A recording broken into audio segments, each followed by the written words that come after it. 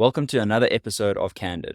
In this episode, I'm joined by Patricia Stock, who is the recent CEO of SAICA. Patricia has got tremendous professional experience under her belt, and in this episode, what you're going to see is her take on how to actually move into a new team or a new organization, how to first prioritize the people within it, and then go straight into business, as well as then also talking on a board structure around how boards should be functional and also what are dysfunctional boards. I hope that you'll enjoy it.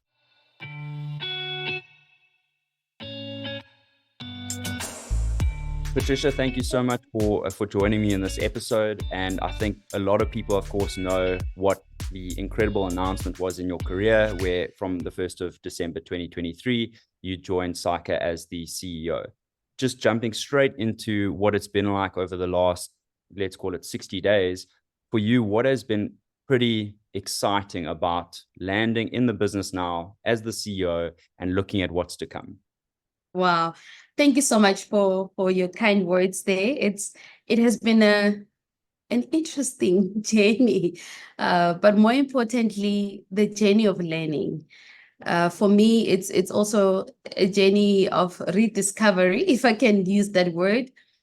And I use that because I'm in a different season. I'm in a new season, a different era of my life. And the last 60 days has been learning, obviously, the business, learning how, how other people work, establishing relationships as well. But more importantly, learning about myself in terms of that, going back to what do I have, my strength as well. And how do I make sure that with intentionality, I can help the organization move from where it's at and elevate, to achieve whatever it is that we can achieve together. So it's been a wonderful journey so far, and I'm really that sponge. I'm very intentional to say this is a phase of learn as much as I can, whilst I'm actually doing what I need to do as well at the same time. So yeah, it's wonderful. It's been exciting. It's an opportunity that I am very grateful for. So that's my gratefulness. Yeah. And I emphasize gratefulness because I'm a strong believer that the first step to elevation or, to get to that level of altitude, it starts with gratefulness, just appreciating what is it that you have and what does it mean. So I see this as a gift, and it's a gift that I've got a responsibility to pay it forward. I believe that you can only be a blessing when you are blessed yourself, so it is a blessing for me to be in this position, but I have the responsibility to make sure that I pay it forward to the profession as a whole. So yeah, it's been wonderful. If you were to think now around the title that comes with a CEO, I would say on the one side, a title is a key influencer in how people treat you. And on the other side, where you work is another factor of how people can treat you. So combining a title, as CEO to then an established organization like SAICA, how does one make sure that you don't get misled, right, in the fact that people are treating you differently because you've got this now incredible gift and you've got to make sure that you're a custodian of it. For you, how should you make sure that we hold ourselves accountable, no matter what our title and where we work? How should we actually hold ourselves accountable so that we don't get an inflated head to that level where we think that we are the actual title that we're just, let's call it, borrowing? Wow, sure. Wow, there's so much richness in that question, because you touch on the question of, is leadership a title or is it influence? And at what stage are you able to influence? I think that's how I actually take your question, right?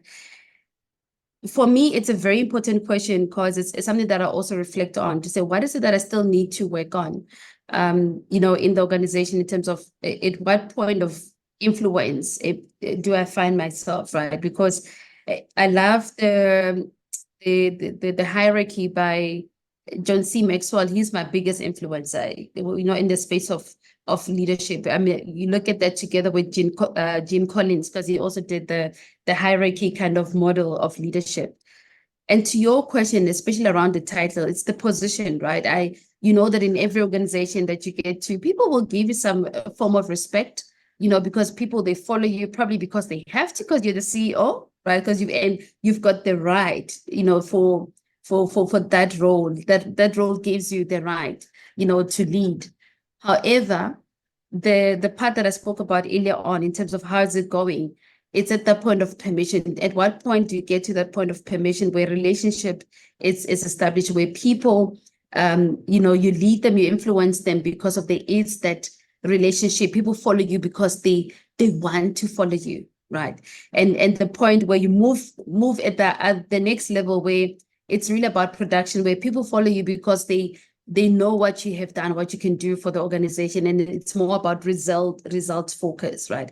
So it's those different levels, right? And also the point where you move from that result to reproduction, right? Where people follow you because they know what is it that you have done for them, what you can do for them, how you can help them grow and reproduce themselves. It's about people development. So in the stages that I'm at, you can already assess it. Well, you know, in the organization where you're at currently, you know, as I aspire to get to the point of the pinnacle level as a leader, where I know that, you know, people will follow me because they know what I represent or who am I, and that it's at the respect level, right? So the title itself does not necessarily automatically earn you the respect. It's not about the title, it's about the influence that you bring into an organization, you know, as to whether people are able to relate with you. Do they see the results? Are you able to reproduce as well? And are you able to help them to get to that point of getting to the results? So for me, it is a journey, right? Leadership, it's a journey. It's not arriving at the particular point in time. And I'm very much mindful of that. But also in this journey, it's a journey that you take others along with you. So it's a great question that you're asking. Something that I'm mindful of. It's a work in progress, and I cannot say that I've been a leader in this organization and that organization we've done amazing work. Great. It gives me a great foundation. There are things that I can carry forward, that I can, you know, still apply in this organization that I'm with. But not everything is going to work, right? Because every environment requires its own different set of solution, its own leadership style. And hence for me, adaptability becomes very key as well, to say, how do I adapt to what the environment need, what the people that I'm leading need as well, so that I can help them grow. And that's my life's philosophy. Hey, Grant, that it's important that I grow, you know, as I grow the organization, but also help others grow as we are growing together, you know. So yeah, it's a journey, and the journey of growth, it's continuous, and such as leadership. It's not getting to a specific point. It is a journey on a day-to-day. Yeah. I'm a big fan of leadership being more like a practice, right, than a particular, you know, destination. So yeah, I definitely agree That's with it. that. We have to make sure Yeah. that we see it as a daily practice, because of course you never reach this, and so therefore you never become the complete expert, and you have to just try your best to adapt, as you say, to the changing environment, and knowing that every organization has a different environment, whether slightly or materially. So Yes. Patricia, if you were to think then about now someone watching or listening to this episode, and they're about to join a new team, or they're about to join a new organization at any level that they're at, but they're going to be responsible to lead that particular team or organization. For you, what, practically speaking, should they look to do in their first, 7 to 30 days? I mean, you've literally gone through this now for the last 60 days. For you, what were those practical priorities that you were making sure that you were getting done, whether it be asking questions, having certain meetings? What for you is a real important priority, or a couple of them that people need to pay attention to when doing that? So for me, the biggest one was a starting point, that not to start from an assumption of people don't know, just appreciating that there are people in the organization that have been doing the work, some for many years, even for that matter, that they know, they know what they're doing or what they should be doing as well.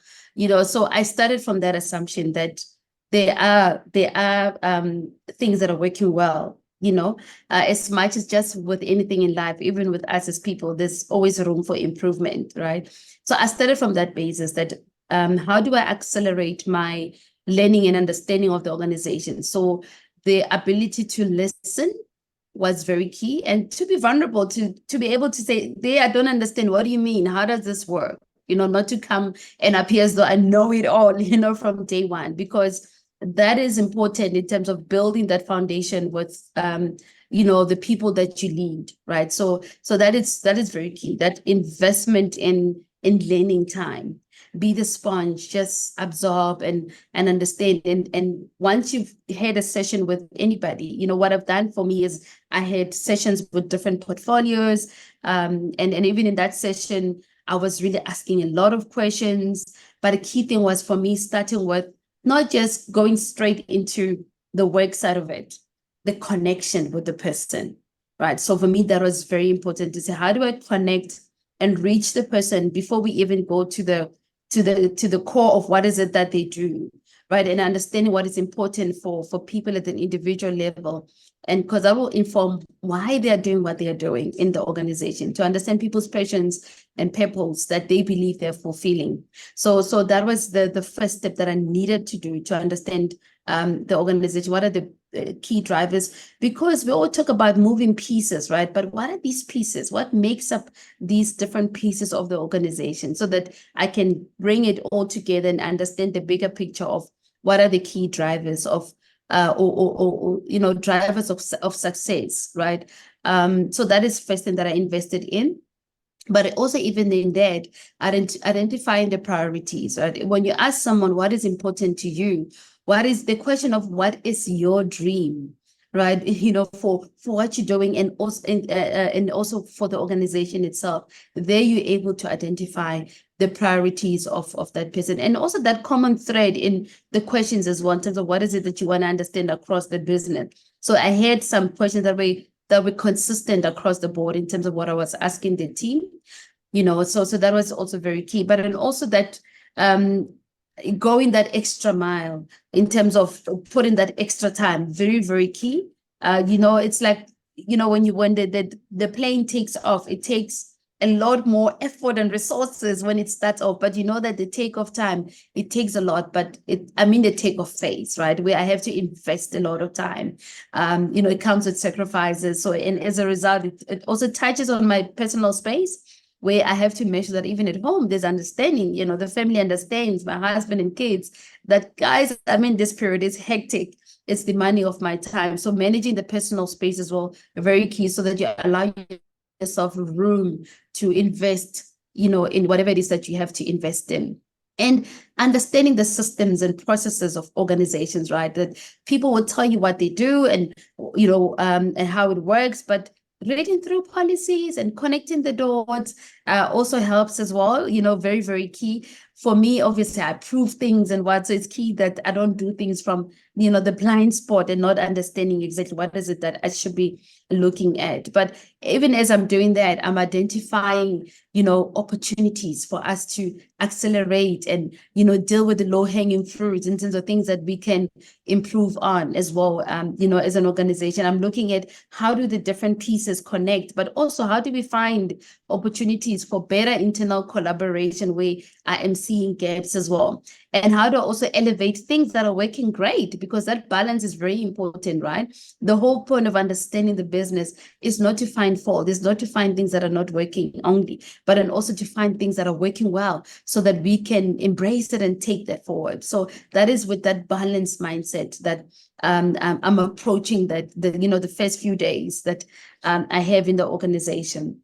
So in bringing those pieces together, I'm also identifying, okay, what is a priority for this particular area based on the discussions that I've had? How does it link to the priorities? Because remember, we'll have, those 100-day plans. So I had the 100-day plans based on what I've seen. The wonderful thing is that they are integrated reports, which are public documents. And I've gone through that to identify, these are the things that might need to prioritize. But guess what? When you come in, when you understand what matters for your stakeholders, you realize, okay, this I have to shift. Probably this is more of a priority than the other one. So being open and being flexible to really readjusting your plan, because your plan at the end of the day must actually be in the best interest of the organization. It's not about me. It's about the organization first, right? So I'm having that in mind. And on the stakeholder side, it's really understanding the importance of stakeholders and who are the stakeholders. So it's been that to say unpacking who are our key stakeholders and how do they actually feature into our organization. What impact and influence do they have in the work that we do? And those are the stakeholders that I've been prioritizing to engage with them. And again, with the same attitude of absorbing, listen and listen and listen, and inviting them with the say, you've got permission to speak freely because I want to hear you, but also where we have blind spots, I want to hear about those so that we can see how do we best improve. And for me, what's important is, just reaffirming and just letting them know that, I want to engage, and let me know how can I best engage with you going forward. So those are important, that we don't assume that people understand or they know or they would know how to engage with you going forward. So stakeholder relations have been very, very key to start off with that, at this stage. But even there, it's relationship building.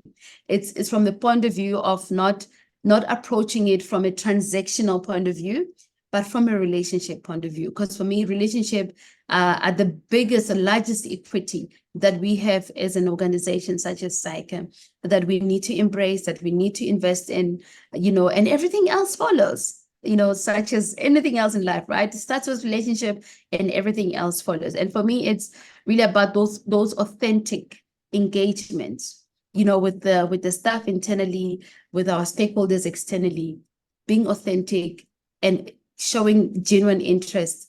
That is very key. But the biggest checkpoint for me is that with optimism that I have, I'm a very positive person. Is it a realistic one? So that I don't have this big aspiration, this big dreams. I'm always going back to reality check. What is our reality? What are the opportunities? What can we achieve and at what stage? So it's been that journey of being open to learning, engaging with the view of wanting to hear more, and speaking less to a great degree. But yeah, so that's been the focus so far. I think I draw two takeaways there that I think everyone, any professional, no matter what stage they are at in their career, the two big takeaways for me is what you mentioned, which is around, first of all, getting buy-in from your support system. So, your family and your friends, and just if you're going to have to make sacrifices, whether it be time, whether it be, not being at home or anything like that, making sure that you've got that buy-in, that everyone's aware with, their both eyes what's going to happen and what's going to be expected, and holding each other accountable to that. And then another takeaway then is also around the fact that when you do have those initial meetings and you're meeting team members, whether it be senior, or at any level, making sure that you prioritize finding common ground, finding a commonality just as two people, and then going into that, kind of results driven, focused on the desired outcome from a business point of view. So thank you for sharing that. I think that is invaluable. And I know a lot of people are going to benefit from that. So if we now move into an area where, we hear it in the news, we know JSE listed companies have got these boards of directors, and we know that people have a kind of a high level understanding, for the most part, from my anecdotal experience. In your experience now, not just at SAICA, I mean, you were a non-executive board member at SAICA. Previously within your other businesses, you'd also been at that board level. Talk to me about practically what you've seen, right? And you don't have to point out anything specifically in terms of the organizations, but from what you've seen as being very, very positive when it comes to how boards operate together, how these boards of directors operate together, as well as what you've seen, whether it be directly or through your network, of what constitutes a dysfunctional board. Like what have you seen in those contrasts of a very well-functioning and then a dysfunctional board from your experience thus far? I've been actually fortunate to be part of boards that were very functional, but also had to deal with very challenging things, and at different boards. So, and that's experience that I value so much, because it's really through challenges that you learn the most, right? Yeah, so that's it. But I think what I've also learned is, even with those boards, what's that awareness and being conscious of the fact of that there is a very thin line that you can actually sometimes cross if you're not careful, of being operational versus being, playing an oversight role. So for me, that was very key to always really check ourselves on that. And you mentioned the SAICA experience, which is actually wonderful, because I can literally have a lived experience of what is it like being on the oversight side and versus being on the ops side. And even when I started here, I said, guys, despite it being over 2 years now, even if it was yesterday that I was on the board, don't treat me like I know it all, because ops and oversight, governance, it's totally different things, right? And that's very key, and that's a very key starting point, that not to confuse the two roles, and overstepping into the other functions. It's very key, and especially at the board level, being conscious of that. Is even if something bothers you, you want it to move. The importance of not to say, I will do it. Let's do it together. I will do it for you, or whatever the case is. That is very key as well to look at. And I mean, being on the assurance side, I think I can speak on functional, non-functional board, even from that point of view, in terms of being exposed to different organizations as an auditor, in terms of what I have seen as well. And it really is that issue of, boards not applying themselves to understanding the business, and how you start determines, how far you go in your journey and how you finish, and whether it's finishing your term or finishing the financial year or whatever the case is, it's also driven by how you start, right? So investing, I mean, I touched on my journey now in terms of investing in understanding. The same thing applies with boards, right? Not to come in and rely on that induction for whatever hours that you have. Applying yourself, researching, understanding the organization, going through their previous reports, and really having that inquiring mind when it starts. Whatever, usually what borders you, it could be that something is not right. If something doesn't feel good, usually you find that something, it's actually not good, at that particular point in time. So that application of self, that's what I've seen, whereby you engage, you can actually see that actually, yeah, people don't understand what's happening in the organization or how the organization should be working. So that initial phase of understanding is very key. But then also not investing in, understanding different functions of the governance structures. So what I mean by that is, where you're part of, you touch on the listed boards. We know what are the mandatory, structures that should be in place and what they should be doing. So how you also organize yourselves becomes so important, because then you'll understand the importance of the diversity, not only the board level, but also at the committee levels, right? So you're allocating roles and responsibilities to the right people, not to disrespect other professions. For example, when it comes to a risk chairperson or audit committee chairperson, you would know ideally you'll be leaning on, people that are coming from, our profession as an example, to be leading as a chairperson of that portfolio. But also, how do you make sure that there is diversity of skills, in those committees and different structures, right? So that you elevate and you make sure that you're led by people with the right skills and experience in different portfolios. So that's one of the things that I've actually seen to say the drivers of success in that instance. But also the continuous learning, investment in learning as well, on an ongoing basis. And the ability to hold your assurance providers, accountable. What I mean by assurance providers are different role players, right? Whether it's auditors, whether it's management themselves, or maybe even external assurance provider, depending on the type of organization that you are. So those are the kind of things that I've seen, because you can never lead. I always say you can never lead or assure what you are not sure of. You can, because if you're not sure about something, you don't even know what to ask, what to expect of the other person, right? So that's why that investment in learning becomes very key. And hence for me, even my journey has been that if I always said learning it's my thing. I love it. I'm passionate about it. And it's an enabler as well. If you don't continuously learn, but relevance of learning becomes key as well, Grant, because I can enroll in a course and I can I almost said cooking, but cooking is relevant because I love cooking. So I can I'm more than happy to enroll in a cooking course at any time. But if I was to enroll in or maybe any other course that's not relevant in terms of what I want to do, how is it going to serve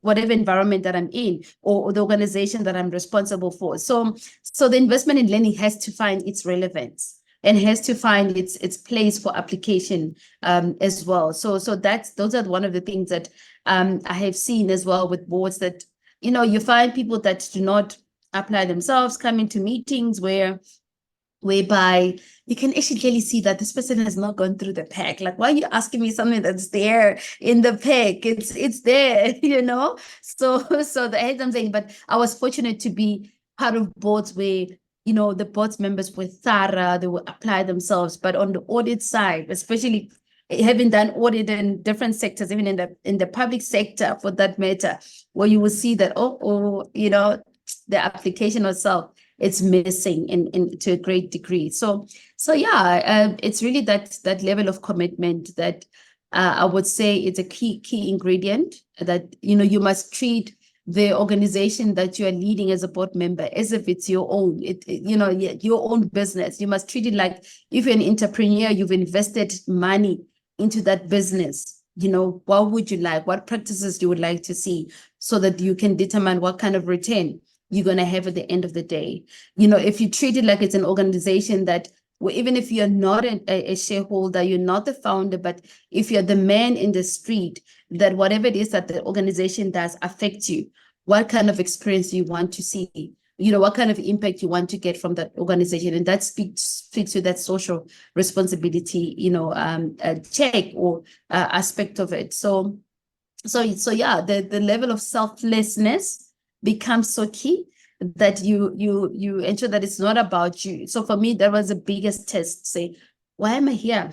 The biggest was it's not about the fee. It's not about, to an extent where if I see that the organization is in need, I'll be happy to say, look, if you don't have to pay me for this one, it's fine. I started off from volunteering for that matter, Grant, when it comes to boards. I started off, with an organization. It was called Ripple Reading at the time, where, the objective was for us to advance reading, in the community, especially in the underprivileged communities, because it was really about purpose. And I had to really apply that purpose test, in every board, even the paying boards, to say, why am I here? Because that will actually determine my attitude towards the organization, the investment in which I bring, not for the money, but for the impact. And the definition of what does impact look like? My purpose there, does it align to the organization's purpose? Because if my purpose doesn't align, it means that I'm not serving that organization in the way that I should be, And those are the things that I always encourage, board members to look at as well, to say, if it's not aligned, the best thing you could do is to move away, or if your circumstances change or you can't invest the time that you need to invest, the best thing you must do is to move away, because you need to serve the organization the best way you can. Yeah. So it's a principle thing. Practically speaking, a lot of the times people think that boards are running the day-to-day, but it's only a couple of role players that are running it, like the CEO, the CFO, that report to the board. But for me, I think what you've just shared there is really around the fact that even though non-executives, as an example, are meeting maybe 4 times a year, they still have an opportunity to engage with the CEO, maybe outside of that, to ask them more questions, to understand a bit more about their business. Absolutely. Like you say, with the learning aspect. But then in those sessions, they're able then to truly provide some guidance, advice in the context where now the CEO or CFO or any leadership person that is reporting to the board is in a position where they've gained a new perspective. They can go back to the drawing board, chat to their team, and then come back again, say 3 months later. So I definitely agree with you there about that experience. And I think, Patricia, lastly, before we go, for me, the priority now going forward, I would think for most organizations, because we've had enough, in my view, we've had enough years to demonstrate how important diversity of thinking, backgrounds, cultures are in getting the most out of an organization, which ultimately means getting the most out of teams and those individuals within them. For you, what have you found to be a really critical component in ensuring any organization can prioritize embracing diversity within their businesses? Because I think, again, at a surface level narrative, people go on diversity of color and gender, but it's, in my experience, it's far deeper than that, right? That's one aspect of it, but it's deep in terms of backgrounds, cultures, beliefs, and so on. So for you, what would you say is a priority that organizations need to focus on to ensure that they don't lose out on this incredible opportunity to bring everyone from all different backgrounds into it? That's a great question, and that speaks to my heart, definitely, because I'm also an advocate for diversity, equity, and inclusion. And I always say to people, when we talk about transformation in a South African context, we have to pause and think, what does it mean when we talk about transformation, especially with the forward, when we look at future outlook in terms of what does the future look like for us when we dream about the South Africa that we want to see, right? And that speaks to that diversity, and not only about race, right? Even, with gender diversity, very, very important, strong advocate for that. And even that gender diversity doesn't mean that it's really about empowering women only. What about boys, right? And I would say that as a mother of a daughter and 3 boys, and I see the importance of how we need to also invest in our boys, right? And even men themselves, because these are men we also want to empower, even us as women, right? So that diversity in terms of where we invest and whom we invest in, it's very important that we get that balance right on a continuous basis. As much as I'm a strong advocate for empowering women, I believe that it should not be with the view or the approach of leaving out men, right? Because we have to walk this journey, together, and not to forget about the boy child as well. And also the diversity with respect to age, right? We live in a multi-generational era, and that's a question we're actually talking about, interesting enough, to say, how do we ensure that our solutions are balanced with respect to addressing the needs of different generations, right? We talk about a lot of changes, we talk about AI, we talk about all these things, but whatever we do, how is it that we're mindful of the fact that different generations have got different needs? Despite the mega trends that we always talk about, the needs of individuals are still very different, So that level of awareness is very, very key when we look about diversity, and even the cultural diversity, right? Culture, not only because of you come from a different tribe, or that tribe, or of different race group and so forth, but the culture of how are we socialized as people, right?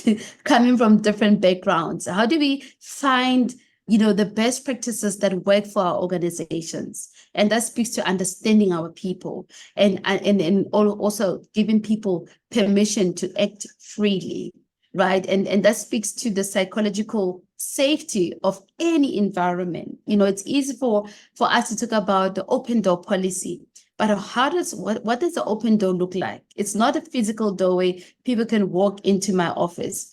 It's that door of the environment.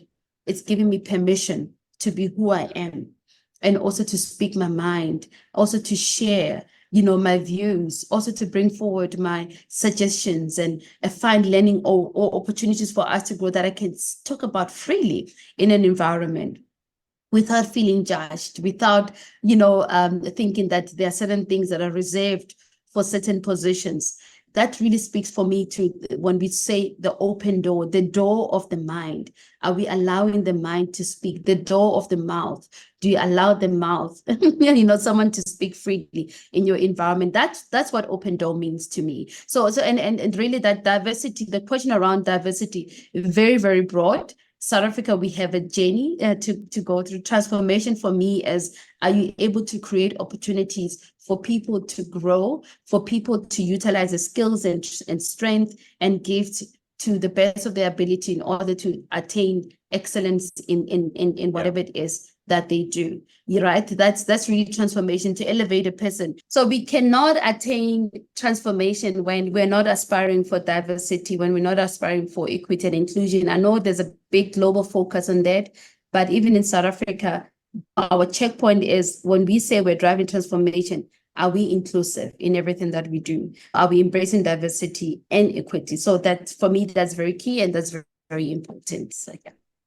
Brilliant. Well, I think, again, one takeaway there was, I love your phrase or your saying around, the open door policy of the mind and of the mouth. I think that's such a great way to think about it.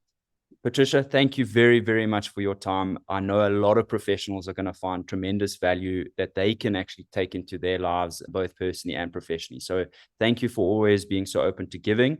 And I genuinely wish you the absolute best in this next chapter, because I think SAICA is lucky to have you. And us as members, I can say from my side as a member, I'm really, really looking forward to seeing what contribution you make, as well as, of course, what we can do as members as well to be actively involved. So thank you so much for the time. I really appreciate this opportunity to engage with you. With that African proverb, it says, if you want to go far, go together. And thank you so much for this opportunity to go the next step with you, for walking the journey with you, together with you. And I thank you so much. Keep being African.